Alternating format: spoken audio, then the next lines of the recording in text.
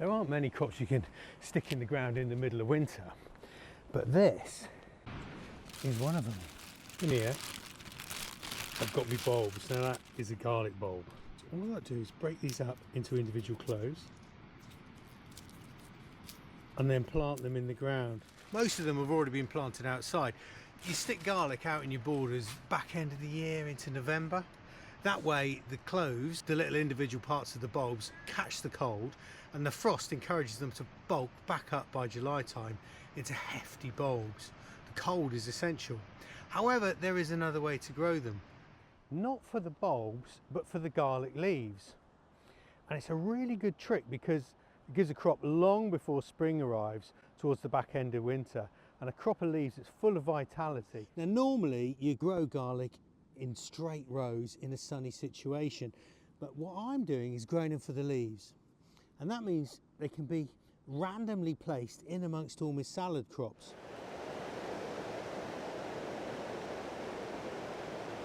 I plant them pointy side up, and the main thing is, see that little base on them? That's called a root plate. It's very important that you don't push that down into the soil. The name of the game is to dig your hole, just drop them in like that, just so that nose is sticking above the soil just by a little bit. After a month, this is what they'll look like. Seriously, these are just a month old, already ready for picking for greens. And you can get 3, 4, even 5 cuts off each garlic clove, after which the clove's exhausted and it goes to the compost heap. But they really are delicious.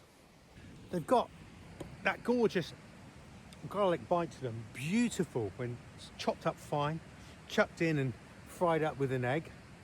Tell you what, they bring scrambled egg to life. But not only that, those leaves can help your other plants. You see, garlic is a companion plant that deters slugs and snails from your other crops. Put garlic through borders where you've got your spicy Mizuna, your winter mustards, and mollusks are going to be less of a problem. Now that's not to say garlic is a companion for everything. Never put this in amongst beans or peas because it will stunt their growth. But salads, leafy crops, brassicas, this stuff is golden. Just a couple of things to note. Doesn't matter if the ground's a bit wet when you put this stuff in, that's fine. I mean, it's been lashing down here. Look at the state of the river.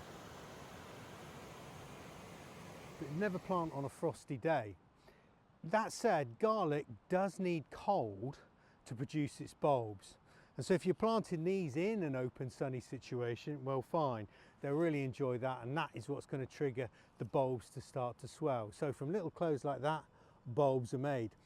You never plant the bulbs in one clump. They grow so tightly together they'll be stunted. Now I know what you're thinking.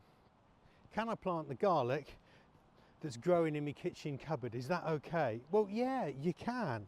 Now there is a risk to doing that because you don't know whether that garlic carries pests and diseases. So if you're going to do that, rather than risk contaminating your soil, plant your cloves into a container and keep an eye on them. If they come up yellow and spindly, adios them to the green bin really quickly before any infections start to spread.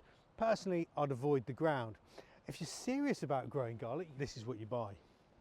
Bags of what are known as seed garlic. Now this is guaranteed to be pest and disease free. It's also, you can see, nice and plump. It's already growing, which is no bad thing. And this is just ready to go in the ground. Planted this end of winter, so beyond the shortest date, you're not going to get massive bulbs from this, but still worth having. If you're serious about growing nice big bulbs, and who isn't, remember, sunshine, only plant the larger cloves from the outside of the bulbs. Use the smaller ones on the inside for planting for green garlic. Yeah, use a cane, keep them in nice straight rows, plant so that the noses just show above the soil, that old trick. Then what you're looking at, 4 or 5 inches apart between each of the cloves. That just gives the bulbs plenty of room to swell.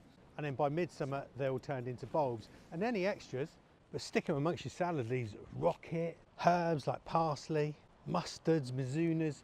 you're going to go a long way to keeping the slugs and snails at bay.